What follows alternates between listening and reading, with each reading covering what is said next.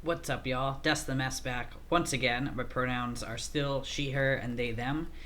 Today, we're jumping back into the big book of Alcoholics Anonymous. Last week, 2 weeks ago, the last episode, we were talking about the doctor's opinion. We finished off reading that. So this week, we're starting on Bill's story. I'm not a huge fan of Bill's story. I relate to some of his, issues as an alcoholic/addict. Otherwise, the thing that bugs me a lot is kind of the massive amount of privilege that he had. A lot of his story is how he got a lot of money and then lost a lot of money and then got some money back and then lost it again. Which is fine. We tend to do that when we're in active alcoholism about mishandling finances and getting ourselves into debt and stuff. But as a guy, assumed cishet straight white guy, right, in the 20s and 30s, who was playing in the stock market around the time of the Great Depression, I have a thing against millionaires, and he would have been filthy rich by today's standards at the time that the Great Depression happened. So, yeah, it's a bummer to consider that he had all this money and now it's gone. And also to consider that if he had kind of kept on the way that he was going, he was trying to monetize Alcoholics Anonymous, and it took basically all of his peers around him being like, this should be a free thing. We should not make this a business. So because of other people stifling his greed, thankfully so, Alcoholics Anonymous remains a mutual aid nonprofit organization.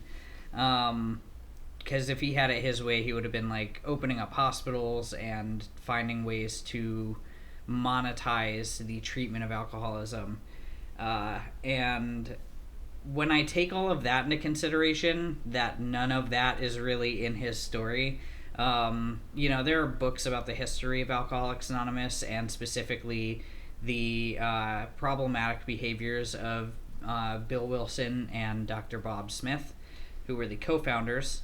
Knowing all of that, it's really hard for me to hold either of these guys on a pedestal, right? Like, on one hand, thank you for creating a program or helping to create a program, because it was a collection of people who worked on this together that has arguably saved and or changed the lives of countless people.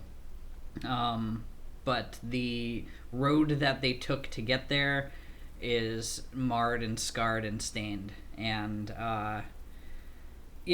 I'm not judging them on an alcoholic basis as far as people in active alcoholism and addiction, and even, through our lives in recovery anyway. We're going to make mistakes and we're going to hurt people, and the idea is to try to do the next right thing as much as possible. So in the creation of this, they had to break dozens of eggs to try to make a good omelet. And it's unfortunate because I know there's a lot of misogyny and womanizing, infidelity in Bill's life, and that stuff is kind of graced over. There's stuff I'm not going to just openly talk about in my recovery about things that I did or experienced when I was in active use, and I understand that. But I also understand that people tend to hold Bill and Bob on this huge pedestal, and then it's like they don't want to hear the problematic aspects. So I'm never going to do that. I'm never going to be like, oh, they were perfect and I can't believe they did this and thank them so much. It was God's will, If you've been following anything that I've been talking about for the last several weeks, you'll know I'm not going to hold back. So this week, I have done us a favor and used my original copy. I just hit the mic there. You can see I highlighted "Oh No." I did that probably my first second month in recovery or so. This is like the book that I ran through rehab with. I want to show off a couple things, actually, because I think this is pretty cool. So I have my sobriety date there, my current sobriety date. I had the other ones, of course, and they were crossed out subsequently. I also have this list of quotes, trying to get my bearings straight. There's the On Awakening thing. That's like a meditation that we did in rehab. So I wrote down all the pages. You kind of read different paragraphs on there. Here's something that I talked about last episode. People will die. Sad, hard truth. I have it written there because early in recovery I had to internalize that as much as possible. People I know and people I love and people I really care about are going to leave this planet, and some of them earlier than they arguably should. And that's a tough one. So, I guess I'll go over a couple of these quotes on here that I wrote down before we hop into the story. I'm not trying to. I really don't care a whole lot for Bill's story, so I don't mind lollygagging a bit before we get to it. So, yes, here we go. To create your own misery or to become stronger takes the same amount of work. That's pretty true for me, right? Today, I have the choice in most cases to make my day a better one or lay around in it. And that's not to invalidate things like depression, anxiety, existential crisis that get in the way of that. But I have coping mechanisms now, so I have a better way out than I used to. Something that really stuck to me, there was this guy, I'm not going to name him, but he used to come in, a couple times a week to do groups with us in the rehab. And one of the groups that he did, we were reading out of the big book. And something I absolutely love that he said is, I am not content with being a sober version of the old me. And, obviously I've relapsed twice. So I didn't get the message the first time or the second, because this is my third stint of sobriety, of what's the word I'm looking for? There have been no lapses in this recovery, right? Since 7/29 of 2020, I have just been sober, haven't had any setbacks. And early on, I thought, well, I'll just go back to doing this or I'll go back to doing that. A lot of it was centered around, if I cut everything else out of my life, I'll just go back to smoking weed. And after 2 relapses, I know I can't do that. But the behaviors that I had, right, manipulation, lying, deceiving people, all that sort of stuff, continued in through my first and second, tries at sobriety. And I'm not going to say that's why I relapsed, but they contributed, right? If I wasn't more honest with myself and with other people today, I would eventually go back to old behaviors, because it would be like, well, I can get away with this and I can tell this person that. And once I start getting into those sorts of cycles, all bets are off. So I like that because I don't want to be who I was, right? I'm trans, I'm queer, on top of those things, I'm sober today. I don't want to be the old me. I can still enjoy music and video games, and I can still hang out with some of the same friends. All that's fine. But I'm not content with being like a piece of shit and just being sober on top of it, because that doesn't make sense to me. For me, it's about the progress. So I think every episode moving forward, we can talk about one of these quotes. I think that'd be kind of cool. It'll break the monotony of just reading out of a book. But yeah, as I said, I am using my study copy, my original This is actually the second big book I've ever owned. The first one I owned in 2017, I think. I was going to AA meetings because I was like, I have alcohol problems, but I don't want to address the weed thing. So I went to AA meetings, and I did have a book. That doesn't matter, right? This is where I put the work in. So there's some highlighted stuff. I feel like that's actually a good thing to talk about when I reach some of them. I highlighted a lot, so I'm not going to stop at every single thing.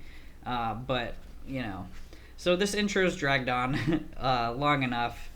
And let's hop into Bill's story here. This is chapter 1, page 1, of course. Excuse me, I sneezed. We're probably not going to get through all of it today. But I would like to get through quite a bit of it. It starts on page 1 and ends on 16.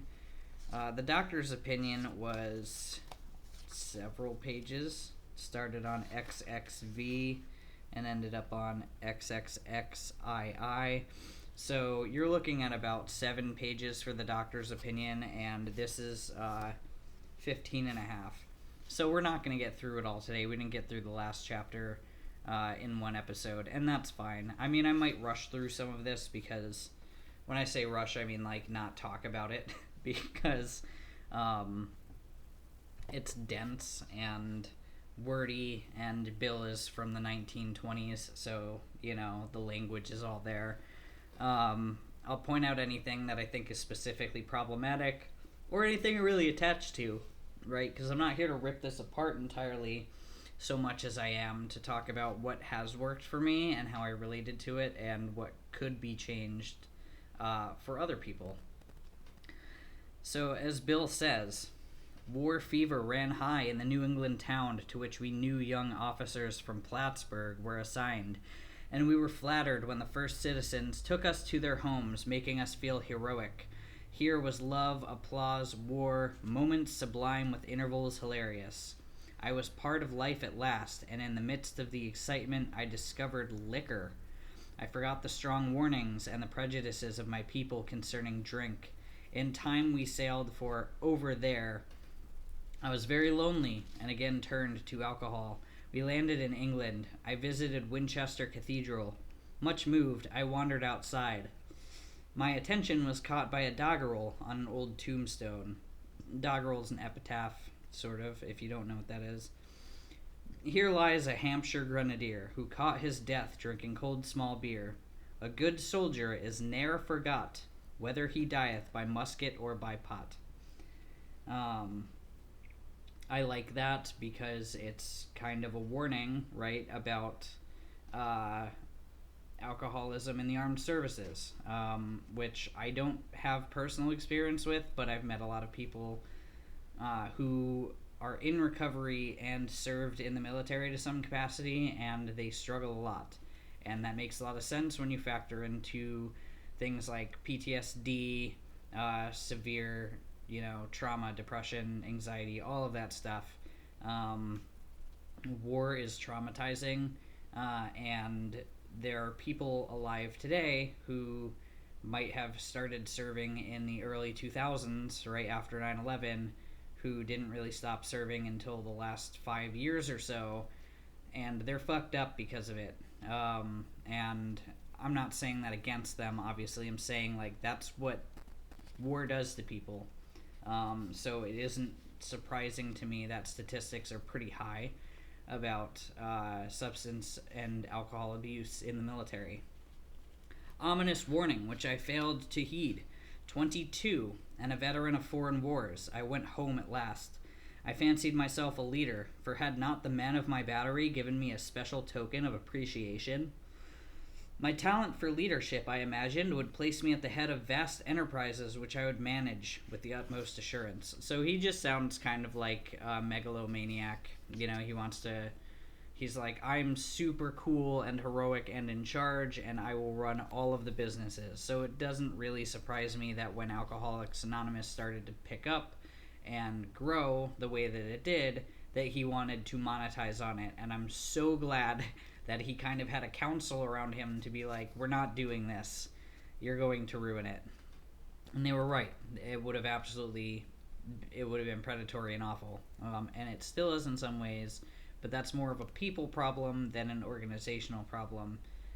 We'll talk about that a lot more in the future, too. I took a night law course and obtained employment as investigator for a surety company.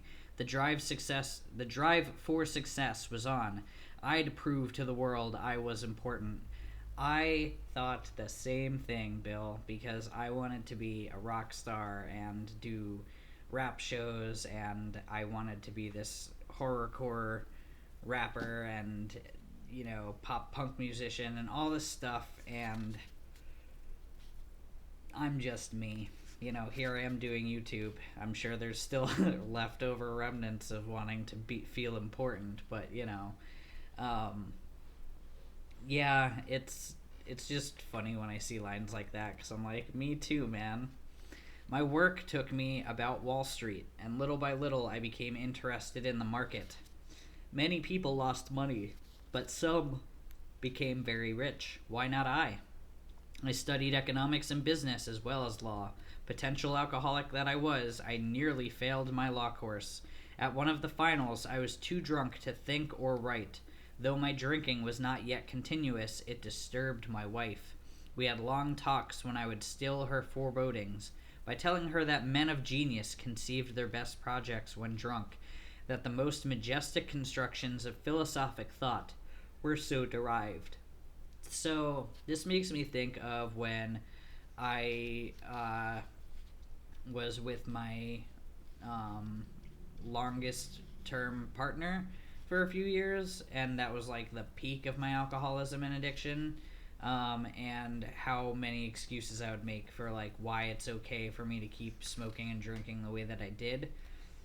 And there's no excuse for it, right? I was just acting like a shitbag and making it her problem. Convincing myself, well, I'm more creative when I'm high, and I'm more productive when I'm high. Because it was mostly smoking. Like, I knew drinking was bad for me. I knew enough that I shouldn't do it often. I still did it sometimes. But yeah, all the excuses, right? By the time I had completed the course, I knew the law was not for me. The inviting maelstrom of Wall Street had me in its grip. Business and financial leaders were my heroes. Out of this alloy of drink and speculation, I commenced to forge the weapon that one day would turn in its flight like a boomerang and all but cut me to ribbons. Living modestly, my wife and I saved $1,000. I wish I could save $1,000 today. It went into certain securities, then cheap and rather unpopular. Also, I want to note, $1,000 in the 20s would be worth way more money today, right? Like, the fact that they could do that, I don't have the statistics. I'm not an economist or mathematician, but there's a significant difference between $1,000 then and $1,000 now. So that would have been worth, couple thousand. I want to think in the tens of thousands by today's standards. I could be wrong about that, but when you consider that there's like penny candy in the 20s, like you could just buy a candy bar for a nickel, and now you're lucky if you find a pack of Reese's Cups for less than $3. I'm not gonna say that like the value of the dollar has increased at the same rate as the value of the Reese's Cups, but put that into perspective. I rightly imagined that they would someday have a great rise, so he invested in stocks. I failed to persuade my broker friends to send me out looking over factories and managements, but my wife and I decided to go anyway. I had developed a theory that most people lost money in stocks through ignorance of markets. I discovered many more reasons later on. We gave up our positions, and off we roared on a motorcycle. The sidecar stuffed with tent, blankets, a change of clothes, and 3 huge volumes of financial reference service. Our friends thought a lunacy commission should be appointed. Perhaps they were right. I had had some success at speculation, so we had a little money. But we once worked on a farm for a month to avoid drawing on our small capital. That was the last honest manual labor on my part for many a day. We covered the whole eastern United States in a year. At the end of it, my reports to Wall Street procured me a position there and the use of a large expense account. The exercise of an option brought in more money, leaving us with a profit of several $1,000s that year. Again, he was making a lot of money. In 1920 standards, several $1,000s would be a lot of money. I can't fathom having several $1,000s. When my bank account is above $2,000, I have a minor heart attack because I think my rent didn't come out. So, for the next few years, fortune threw money and applause my way. I had arrived. My judgment and ideas were followed by many to the tune of paper millions. The great boom of the late 20s was seething and swelling. Drink was taking an important and exhilarating part in my life. There was loud talk in the jazz places uptown. Everyone spent in thousands and chattered in millions. Scoffers could scoff and be damned. I made a host of fair weather friends. That's something I super relate to because when I was smoking weed, there were people I only hung out with because we smoked weed. And when I stopped doing that, suddenly we weren't friends anymore. Some of that was like me getting sober and realizing it. Some of it was like problems developing because we were only friends because we smoked weed and we didn't have the same philosophical or political ambitions, basically.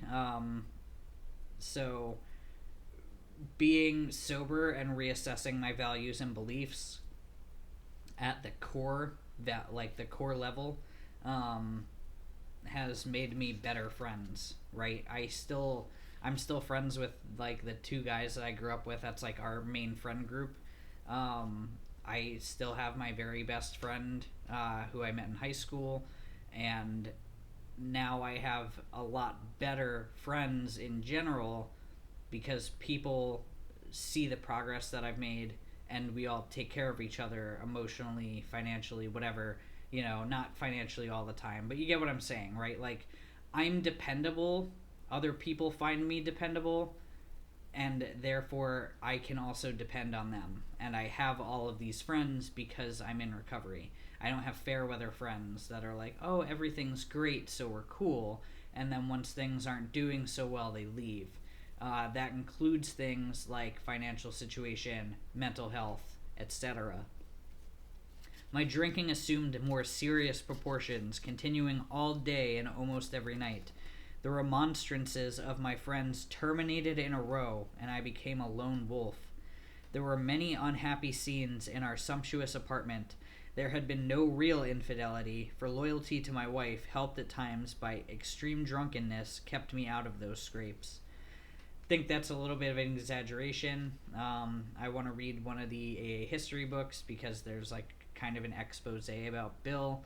I think in his active alcoholism, he didn't have infidelity, but when he started getting sober, he became kind of predatory on like the few women who would enter the program, because it was primarily men who were entering the program in its beginning days, and then all the wives would meet, and that's kind of how Al-Anon got started, essentially. So a little bit of history there, but yeah, so Bill's problematic, of course, and hard to say if he's lying about that or just, oh, there wasn't really infidelity, because there would be later, and, I've seen a couple movies about him, and it shows that he would be, like, flirty with other people, but never really, like, get to the point, but hard to say, like, if he's drinking as much as he is. I'm not saying I don't trust him to be telling the truth about his own experience, but I don't trust him to be telling the truth about his own experience. In 1929, I contracted golf fever. We went at once to the country, my wife to applaud, while I started out to overtake Walter Hagen. Liquor caught up with me much faster than I came up behind Walter. I began to be jittery in the morning. Golf permitted drinking every day and every night. It was fun to carom around the exclusive course which had inspired such awe in me as a lad. I acquired the impeccable coat of tan one sees upon the well-to-do. The local banker watched me whirl fat checks in and out of his till with amused skepticism. Abruptly, in October 1929, hell broke loose on the New York Stock Exchange. This is the great crash leading to the Depression. After one of those days of inferno, I wobbled from a hotel bar to a brokerage office. It was 8 o'clock, 5 hours after the market closed. The ticker was still clattered. I was staring at an inch of the tape which bore the inscription XYZ minus 32. It had been 52 that morning. I was finished, and so were many friends. The papers reported men jumping to death from the towers of high finance. That disgusted me. I would not jump. I went back to the bar. My friends had dropped several million since 10 o'clock. So what? Tomorrow was another day. As I drank, the old fierce determination to win came back. Next morning, I telephoned a friend in Montreal. He had plenty of money left and thought I had better go to Canada. By the following spring, we were living in our accustomed style. I felt like Napoleon returning from Elba. No St. Helena for me. But drinking caught up with me again, and my generous friend had to let me go. This time, we stayed broke. So again, he gambled a bunch in the stock market. The stock market crash happens. He lost all of this money, and now he's actually facing the realization that, like, he's poor. I definitely relate to that, coming from a middle-class home and not understanding the massive financial privilege that I had living, with my parents and then my grandparents. My mom, not really my parents, but, as a kid living with my whole family, living at my grandparents' house, essentially. My parents split up. We stayed there a couple more years, and then my mom got her own place. So it was the three of us, dad's on weekends. And then in my 20s, my sister had kids, and my mom essentially was like, you need to get out. By this point, she was also out of the house, so she gave that house to my sister, and I moved back in with my grandparents, and then I continued to drag a partner around with me for a little over 3 years, from late 2014 until the beginning of 2018. So I get it. I was living in poverty and squalor because I simply could not be bothered to keep a job, save money, and take care of myself.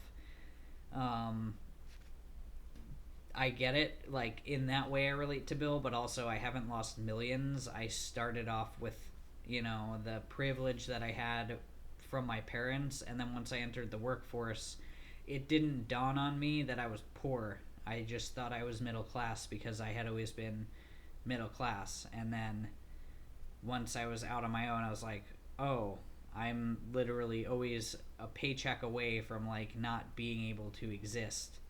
And the fact that I live with my grandparents in my 20s and don't pay rent is, like, a huge privilege, right? There's all this... a lot of people don't have that privilege, especially me coming out as a trans person in the mid 2010s. By that point, I had, like, moved back in with my mom, and I was paying rent there, once I moved out of my grandparents, but still making just above minimum wage, which in Pennsylvania is still $7.25. It's been that way since 2009. So yeah, like, I get it, Bill. I know what it's like to have a decent amount of privilege and then lose it all. And financial privilege, I should say, right, in this case. Because I didn't understand that that's what was happening.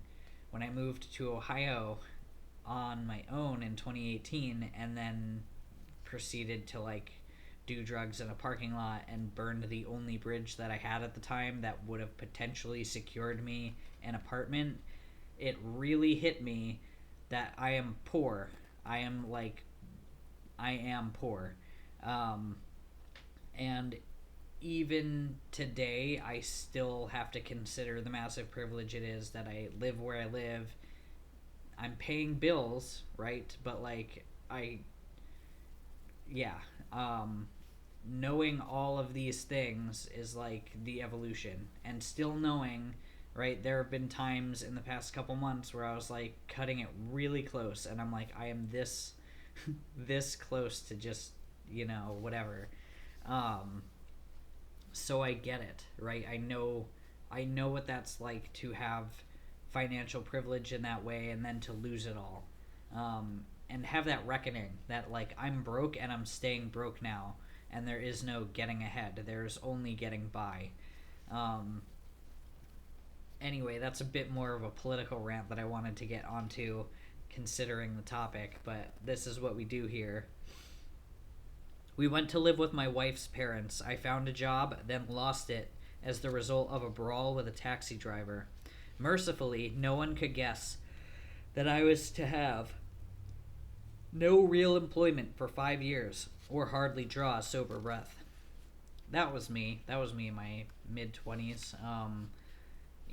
Quitting a job on a whim and then walking into the next place with my resume and being like, look at all these jobs that I had and how qualified that I am and how all of my friends are references. Please hire me. I'm good at this.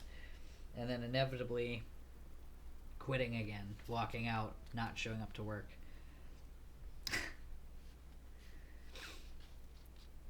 My wife began to work in a department store, coming home exhausted to find me drunk. I became an unwelcome hanger-on at brokerage places. Liquor ceased to be a luxury. It became a necessity. That's me with weed. That was me with weed, for sure. Bathtub gin, 2 bottles a day, and often 3, got to be routine. Sometimes a small deal would net a few $100s. I would pay my bills at the bars and delicatessens. So, I never did the bathroom gin thing, probably because I don't need to. But that kind of reminds me of, like, every time I was so desperate for weed, I would find everything I had ever smoked out of, essentially, and just scrape it for resin. Or my friend's pipes. That's probably, like, one of the most disgusting things I ever did, was a friend comes over and I scrape their pipe and smoke their resin. That is their germs. That's their nasty weed resin. It's bad enough I was smoking resin, right? Like, it's concentrated THC. It's worse that I was scraping my friends' pipes to get their resin because I was desperate and couldn't face the fact that was like a symptom of my addiction. This went on endlessly, and I began to waken very early in the morning, shaking violently. A tumbler full of gin, followed by a half-dozen bottles of beer, would be required if I were to eat any breakfast. Nevertheless, I still thought I could control the situation, and there were periods of sobriety which renewed my wife's hope. Gradually, things got worse. The house was taken over by the mortgage holder, my mother-in-law died, my wife and father-in-law became ill. Then I got a promising business opportunity. Stocks were at the low point of 1932, and I had somehow formed a group to buy. I was to share generously in the profits. Then I went on a prodigious bender, and that chance vanished. I woke up. This had to be stopped. I saw I could not take so much as one drink. I was through forever. Before then, I had written lots of sweet promises, but my wife happily observed that this time I meant business, and so I did. Shortly afterward, I came home drunk. There had been no fight. Where had been my high resolve? I simply didn't know. It hadn't even come to mind. Someone had pushed drink my way, and I had taken it. Was I crazy? I began to wonder, for such an appalling lack of perspective seemed near being just that. Renewing my resolve, I tried again. Some time passed, and confidence began to be replaced by cocksureness. I could laugh at the gin mills. Now I had what it takes. One day I walked into a cafe to telephone. In no time, I was beating on the bar, asking myself how it happened. As the whiskey rose to my head, I told myself I would manage better next time, but I might as well get good and drunk then. And I did. The remorse, horror, and hopelessness of the next morning are unforgettable. The courage to do battle was not there. My brain raced uncontrollably, and there was a terrible sense of impending calamity. I hardly dared cross the street lest I collapse and be run down by an early morning truck, for it was scarcely daylight. An all-night place supplied me with a dozen glasses of ale. My writhing nerves were stilled at last. A morning paper told me the market had gone to hell again. Well, so had I. The market would recover, but I wouldn't. That was a hard thought. Should I kill myself? No, not now. Then a mental fog settled down. Gin would fix that. So 2 bottles and oblivion. The mind and body are marvelous mechanisms, for mine endured this agony 2 more years. Sometimes I stole from my wife's slender purse when the morning terror and madness were on me. Again I swayed dizzily before an open window, or the medicine cabinet where there was poison, cursing myself for a weakling. There were flights from city to country and back as my wife and I sought escape. Then came the night when the physical and mental torture was so hellish I feared I would burst through my window, sash and all. Somehow I managed to drag my mattress to a lower floor, lest I suddenly leap. A doctor came with a heavy sedative. Next day found me drinking both gin and sedative. This combination soon landed me on the rocks. People feared for my sanity. So did I. I could eat little or nothing when drinking, and I was 40 pounds underweight. Here's a really fun fact. Some older folks, and when I say older, I do mean older people, people who've been around Alcoholics Anonymous for a couple decades, some of them, not all of them, so don't want to stereotype, they believe there should be a separation of alcohol and drugs within Alcoholics Anonymous, and they will fight you if you talk about drugs. But here we have Bill being prescribed sedatives by his doctor and abusing them.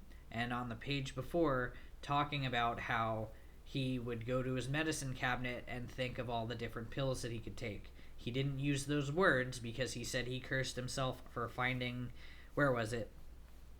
The medicine cabinet where there was poison, cursing myself for a weakling. Because for him, right, being a drug addict was worse than being an alcoholic. For me, in a modern context, I don't want to compare, but I would say a problem is a problem, right? Like if you've developed a substance abuse issue, if you've developed a substance abuse issue with either alcohol or a drug or both, you've got a problem, right? Like that's just what that is, and you need some sort of recovery to get out of it. There's obviously this dichotomy here, and I think some people take that too seriously to be like, oh, well, I only drank, and it got really bad, but I couldn't imagine doing drugs. And I used to have that same sort of attitude, right? I thought, like, well, I only smoked weed, and sometimes drank, and sometimes did hallucinogens, so, like, I never did heroin. And, like, that's just elitist. It doesn't help anybody for me to take that attitude when I'm talking to other people in recovery, because the feelings, the emotions, the problems all end up being very similar, even if it's not the physical symptoms or the, crimes we commit, whatever. The point is we all connect in the fact that we have a drug and or alcohol issue. And Bill is talking about that here, and there are older folks in AA who might be like, oh, we don't talk about drugs here. And it's like, your buddy Bill just did. Okay, so please shut up. While I'm on this tangent, I'm just going to say, and I know I've said it before, anybody who tells you not to take psych meds because psych meds aren't sober, if your psych meds are prescribed by your doctor, you're going to a therapist, a psychiatrist, whatever, if you are taking meds prescribed by a doctor under their supervision, to an extent, right, your doctor's not going to be there every time, if you're using your medication as prescribed by your doctor for the symptoms for which it is prescribed, be that mental, physical, illness, whatever, you should consider yourself sober. you are going to really hurt or kill someone if you insist that their psych meds are not sober and they should stop taking them, because some people really need psych meds. I'm talking about psych meds specifically, but meds in general. Some people really need psych meds in order to just get by. And the idea that they're less sober because they're using a controlled substance to tame the issues and symptoms that come with their mental illness, you're going to kill people, because there's no amount of AA or therapy or prayer on its own that is going to push someone's mental health or mental illness away. Okay, people who are diagnosed with mental illness, I have depression and anxiety.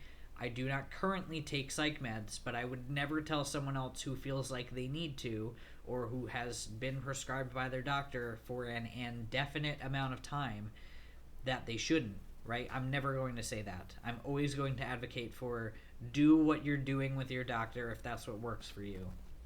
If that includes something like Xanax to monitor your anxiety, if you're not abusing it, if you're using it as prescribed, you're still sober, right? I'm never going to tell someone, well, you're not sober because you used a controlled substance.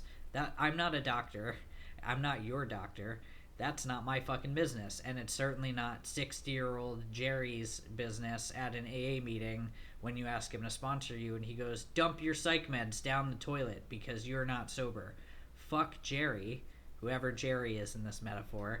Fuck Jerry and fuck people who think like that, because they're going to hurt and or kill people by suggesting that their psych meds are not sober.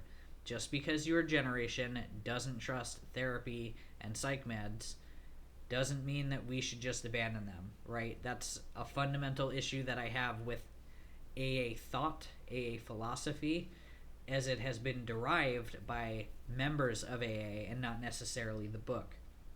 So, as I've explained, there's a clear philosophical difference between what Bill is talking about, where he's like, gee, I was developing a drug problem on top of my alcohol problem, versus 60-year-old Jerry, who's like, man, don't fucking talk about drugs in my Alcoholics Anonymous meeting. It's singleness of purpose. It's separation. That's an outside issue. You're not sober because you took Xanax for that anxiety attack that you had 3 weeks ago and haven't taken it since. That's your new sobriety date. Fuck Jerry and fuck people who think like Jerry, because they're getting people killed. They really are. That's not an exaggeration. So, all of that, right? All of that is what Bill is talking about, how he's developing a drug problem on top of his alcohol problem. And that's something that a lot of people do, right? In active alcoholism or addiction, we usually don't stick to one thing. For me, right, it's mostly weed, but then I would venture into hallucinogens. I've tried a couple different types of pills. I wouldn't say I developed a habit with them because I felt like I knew better. Like, I knew enough that, like, if I smoke weed every day 4 or 5 times a day sometimes, like, I cannot be trusted to start developing a pill issue. And knowing that about myself, having that self-awareness in the middle of my addiction is the only thing that helped me not progress to worse problems. But the option was always there. The option is still there, right? I have surety that I will be sober for the rest of today because I have coping mechanisms and I have people I can call and I have a lot of things in place in front of using drugs or alcohol as a solution to whatever problem I'm facing or might face today. I'm pretty sure that means that I will also be sober tomorrow and the next day and so forth. I can't prove that, but I'm pretty sure. And the reason that is because I have recovery in my life. When I was using drugs and alcohol, it was harder for me to say I wouldn't try one thing if I had already tried something else. It was really easy for me to justify using Vicodin for the first time because I'd tried Percocet. If I had tried neither, I might not have wanted to. But once I had one, I was like, well, that wasn't so bad, and if this is similar, and you can see how someone who could develop that problem, right? For me, I I don't want to think I'm like some special case or that I'm better than it or something, because there's no amount of morality or willpower that got in the way. I simply had enough self-awareness at that time that was like, man, I really like these things and I like using them recreationally, and I understand the risk that comes with developing a pill problem, because for me, I knew it goes from weed to pills to heroin if I took that route. So I just stopped doing pills. I've tried them maybe 7 times, right? 10 maybe. 7 to 10, I don't remember. The point is, I only did them that amount of times because I understood I could develop a problem. I did acid a dozen times, and I would consider myself having a problem with acid because of what I knew it was doing to me mentally and how I continued to do it. I would have a bad trip, and I'd be like, okay, I won't do this, but I'll do it again in a couple months because I want to see something else. And like, whatever. I don't think I had a problem with mushrooms. I only did them twice. I never felt like I needed to do them. I liked doing them. I would not do them today because I feel like for my own sobriety, there's a sense of integrity in simply not doing a drug. And in that case, no matter how good or tempting the idea of tripping on mushrooms might be for 10 or 12 hours on a day off, I just don't feel like I need to do that. The same thing with acid, right? I was developing a problem with it. I had a problem if obviously on my original, the day before my first sobriety date, I'm driving around in Ohio, I'm living in my car, driving around on acid, right? Like that's I've developed a problem with that drug that I could not think it is unsafe to take this and therefore I shouldn't. I refused to evaluate the consequences of taking it versus simply not taking the drug. Therefore, I developed a problem. I understand that today. With mushrooms, the first time I took them, I was at a friend's house. The second time, I was at my own house and I had work the next day. That's a problematic aspect, but I still wouldn't say that I had a problem with them. I just, different things. With pills, I typically was doing them when I had time off of work. Like I knew I would be high for a couple hours. I was also mixing them with spice and or weed, depending on the time of my life. Spice in my early 20s, weed in my mid 20s.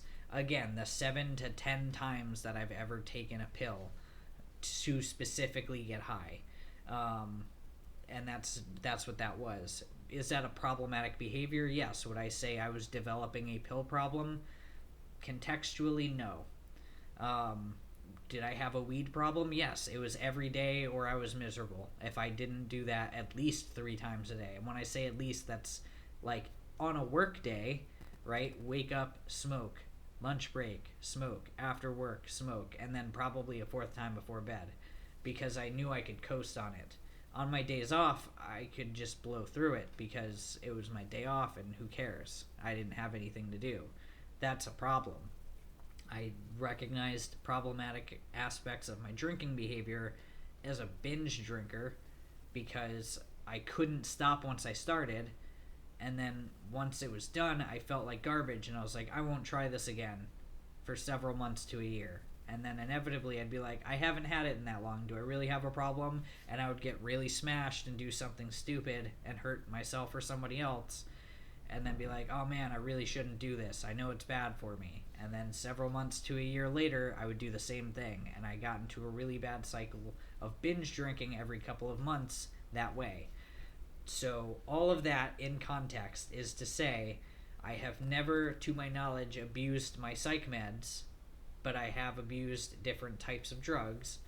And I'm never going to tell someone else to use or not use a thing if they're working on it, right? Like I'm going to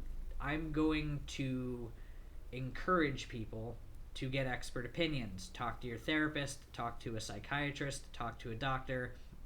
Let them know these things are happening in my life. This is what I feel is recreational. This is what I feel is a problem. This is what I feel like is, if it's a psych med or whatever, you probably shouldn't be taking psych meds that you're like prescribing yourself. But all of that is to say there are varying levels to this, and my level of using a drug isn't the same as someone else's level of using a drug, and we still both could potentially have a problem. Likewise, as I've said in other episodes, some people can just smoke weed and they don't really have a problem with it, but drinking or heroin was their thing, and that's just what that is. For me, it's zero, right? The amount of drugs I can put into my body that is not specifically prescribed by a doctor for a condition is zero. If a doctor says you should take this every day, once a day for 30 days, I'm going to take it every day, once a day for 30 days. Right? I have hormones that I take. I usually take those on time. But again, right, once a day, every day. That's just what that is. I've joked in the past about, is taking hormones sober, right? Because people would say, well, no mood or mind altering substances. Those alter my mood and my mind because they put hormones in me. They're altering my body. My entire chemistry is changing because I'm taking hormones.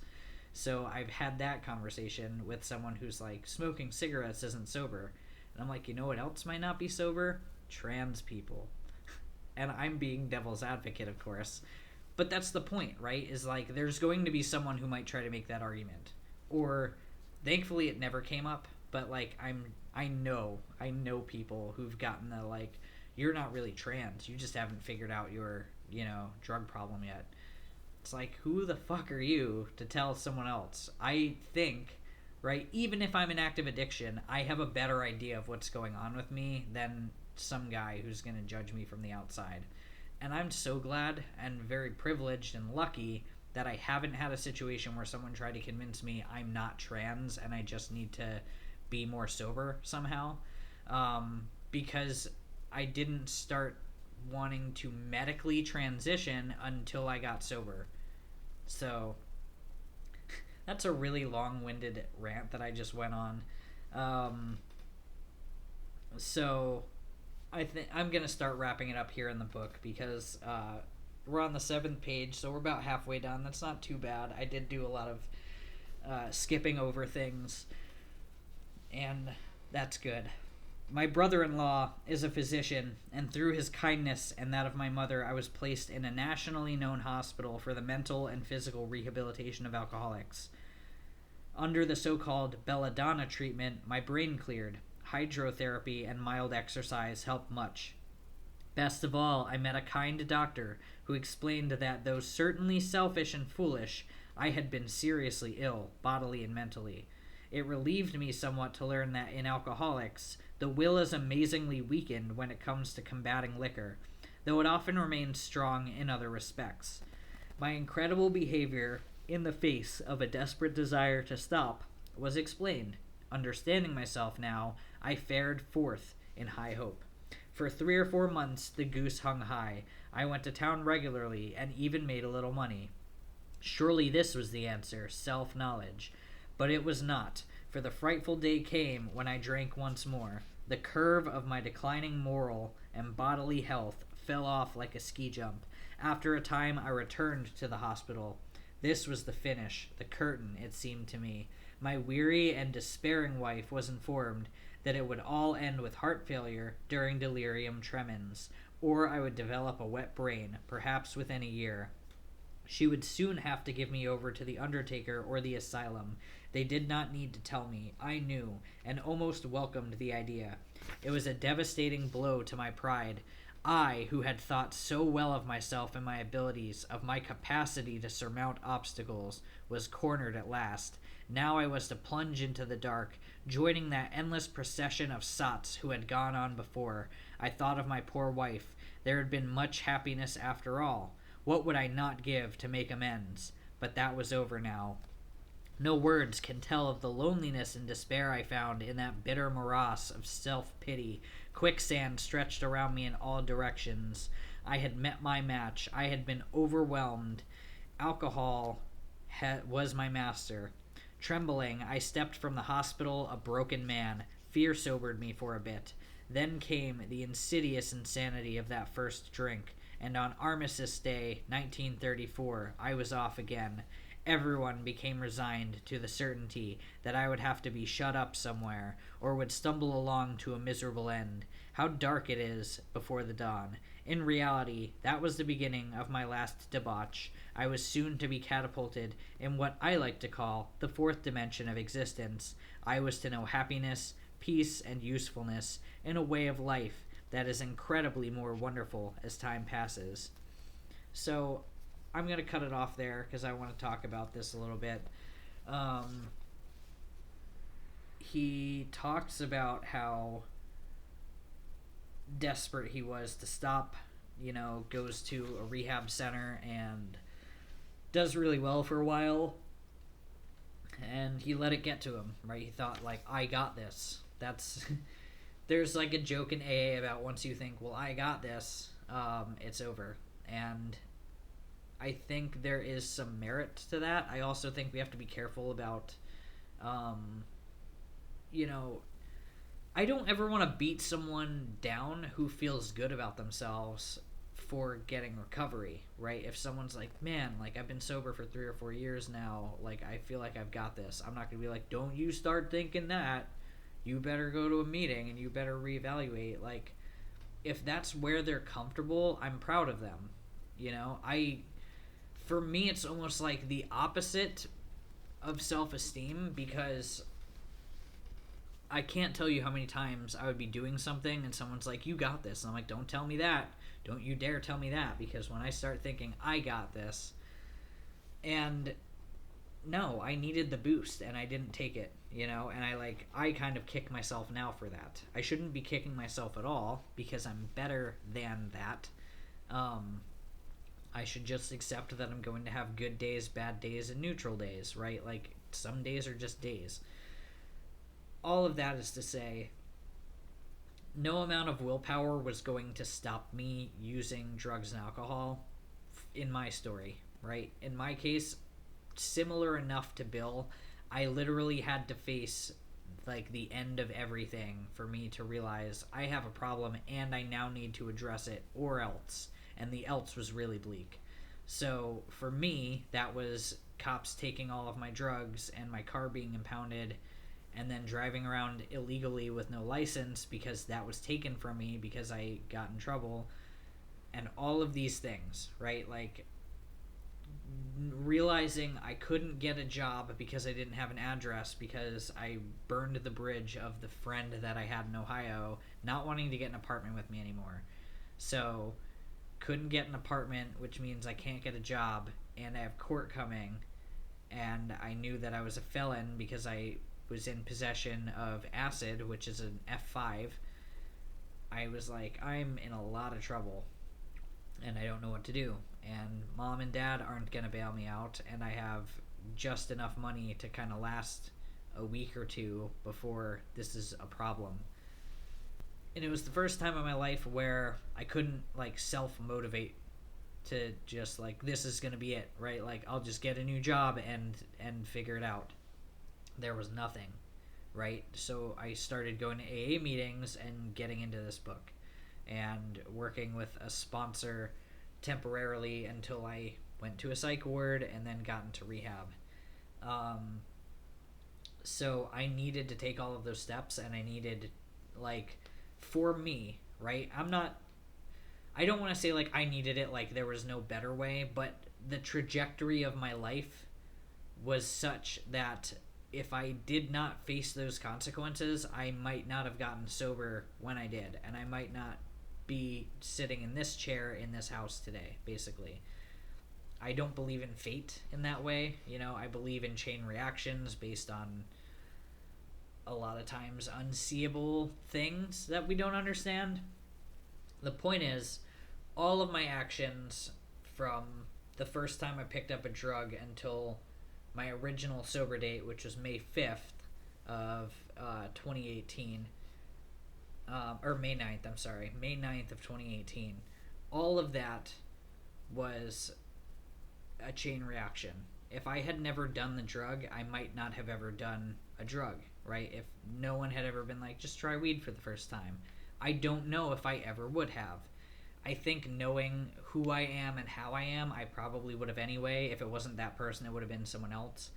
But the point is, there's that chain reaction, that like I don't see every link in the chain, but I know that it's there, right? From the first time I sat in some asshole's shed smoking out of a bong and being like, I don't think this is working. I'll try it again next time. I smoked with my sister and I was like, oh, this is like, I get it now. I understand. And that was like the moment that really hooked me. I don't even remember how old I was at that point, 17 to 18.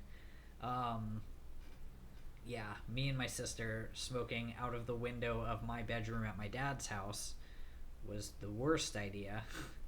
But we did it because we were kids. We got in some trouble. We didn't get in a lot of trouble. My dad was mad. My mom was like, you stupid kids. Shouldn't have done that at your dad's house. that was her exact reaction. Just like, I'll ground you.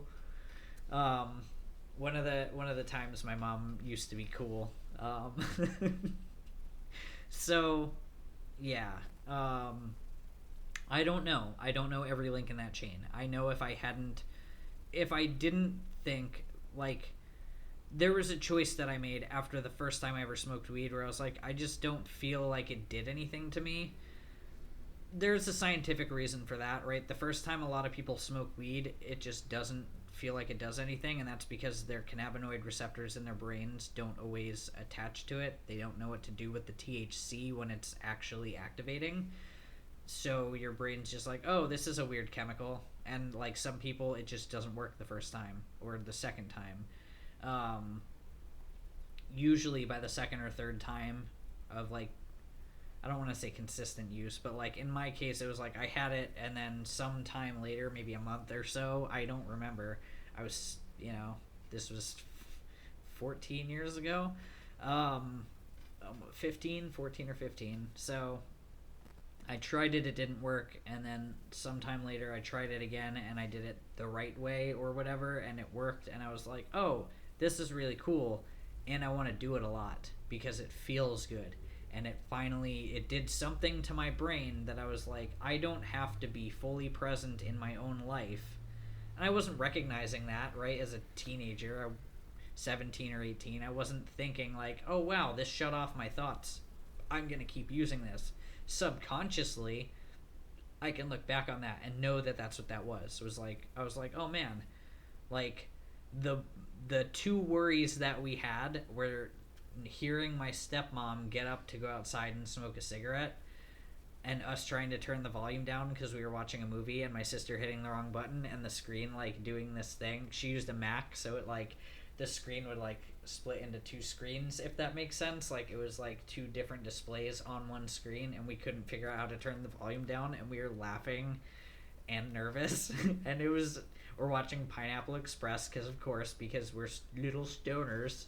And it was just a mess, right? Like, in hindsight, in spite of the little bit of trouble that I got for that, like, that's one of my favorite memories of smoking weed, and one of my favorite memories with my sister because of how ridiculous that I was, right? Like, I don't want to look back on my substance abuse issues at large and think, like, they were all bad all the time, and I should never, ever think that I had good times.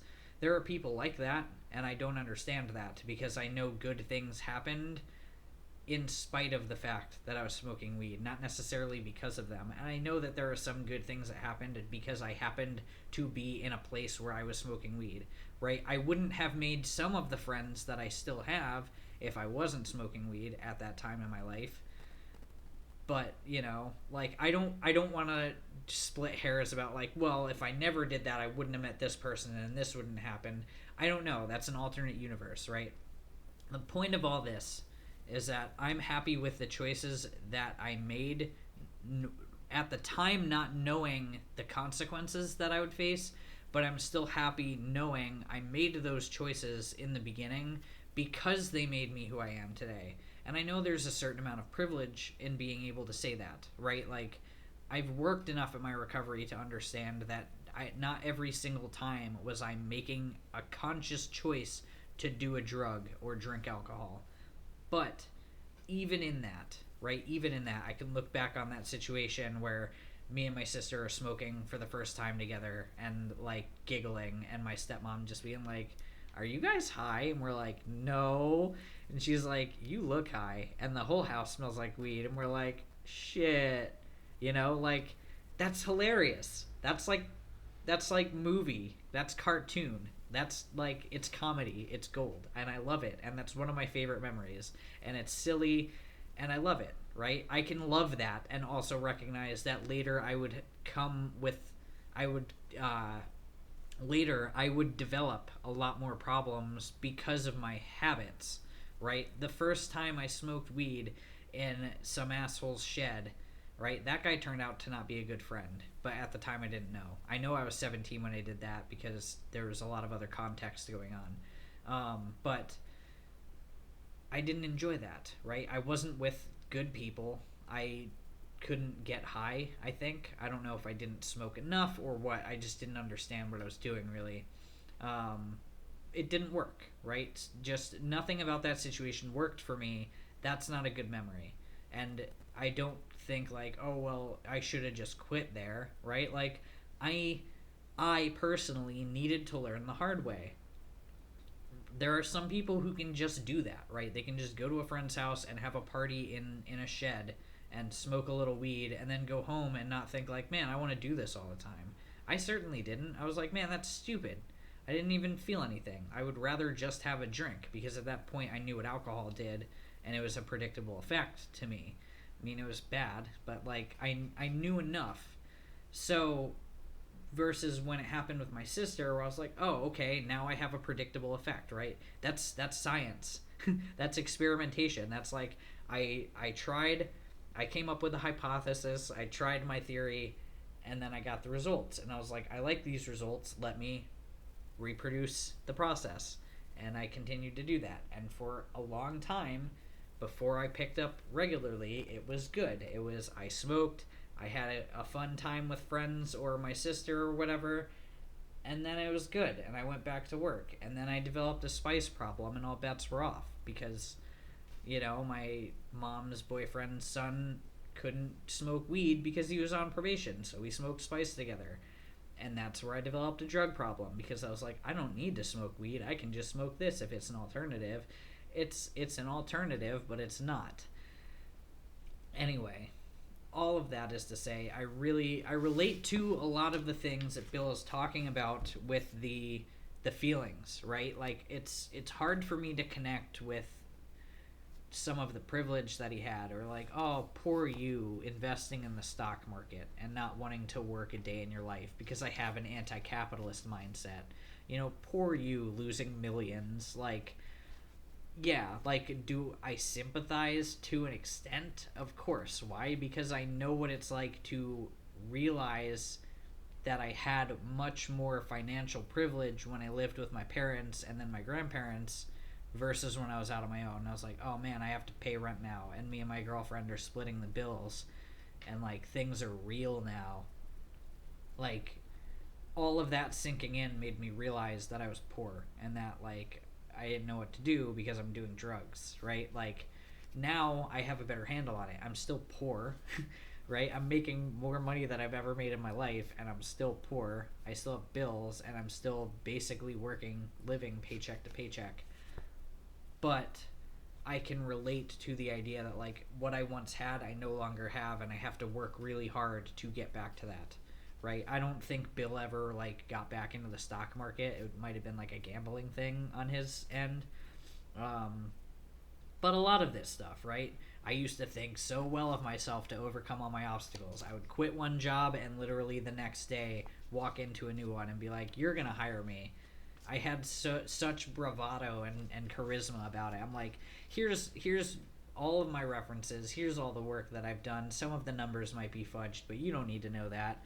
When can I have an interview? And I was so good about it, right? Today, I'm a little bit more realistic about my abilities, and I'm not lying about my numbers and stuff. So like, when I say I've worked at a place from this month to that month, I might not remember the day, and that's okay. Jobs don't really care about that. They're like, oh, you've worked from April of 2020 until July of 2021, 21 or whatever, 22 in that case. That's the whole point. Okay, that's the whole point. Is like I have a better grip on my life now, right?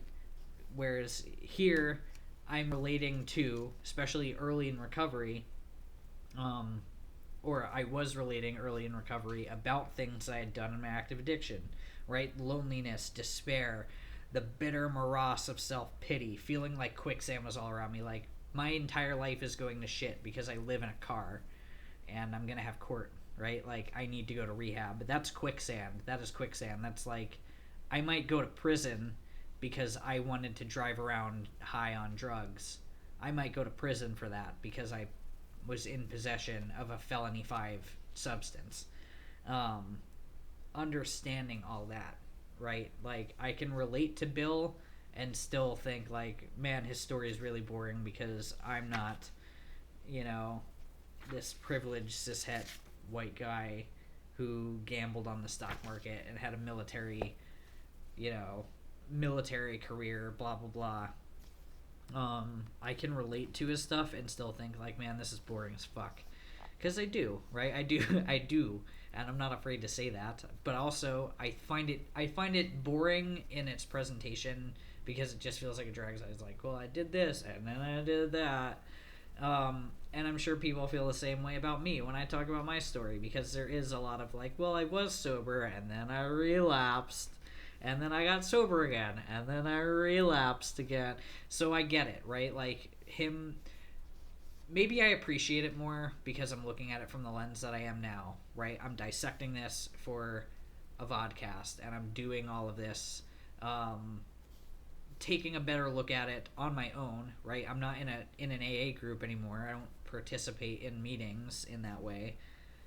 Taking this look and being able to talk about it and knowing that someone else is probably going through the same sort of thing, I'm going to be careful about how I say this, but the big book in some ways is like the Bible in that some people read it just to tear it apart. Some people read it to find the good things and take, find the good from it and take that. Find the bad and be like, I can't use this. That's kind of what I'm doing right now with the big book, is talking about my experiences, how I relate, so that viewers and listeners know, like, this is my story as I related to the big book. This is how I felt in early recovery. This is how I feel now about it. What's problematic, right? Like, that's the whole point of this series. What's problematic and how can we get rid of it? What's good and how can we continue to use that, right? I'm over 3 years sober, right? I hit my 3-year mark in July, the end of July. And I'm able to look back on this and still find good things and also recognize, like, wow, Bill said some really goofy things about his, how he wasn't, participating in infidelity. I can't remember what that... Anyway, infidelitus? I don't... That's the whole point, right? I'm finding the good things and running with it. And I'm talking about my experiences, especially, like, I want to use this version of the book from now on because it's got all my highlights. I didn't really do that with the doctor's opinion, but there's not a whole lot in the doctor's opinion that I was like, I relate. There are some really good highlights in here. Because it makes me think back. Actually, I do have a lot of the doctor's opinion highlighted, but that's not the point, okay? The point is I relate to this stuff, and if I didn't highlight it, it's not necessarily I didn't relate, it's just I didn't pick something out of it at that point. So looking back on this and seeing where I highlighted, I'm like, this is going to be important, so it might be a good thing for me to talk about. It's more scripted in that way.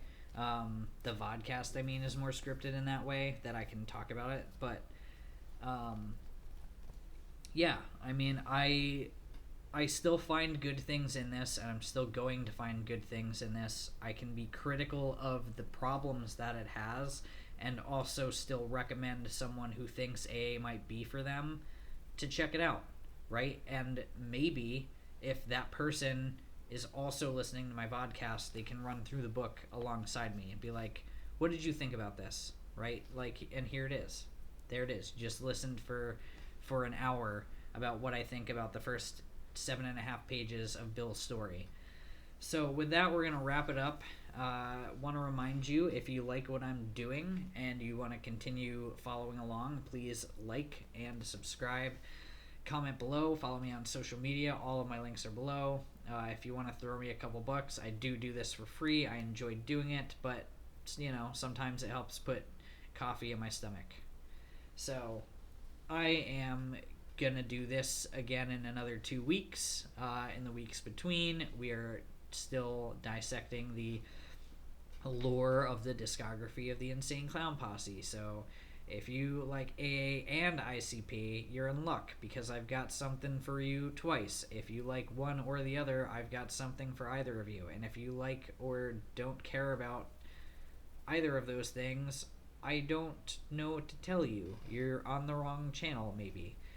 We'll come back to different subjects. I'm still trying to wrangle some people together to get some interviews, dialogues, guest speakers, that sort of thing.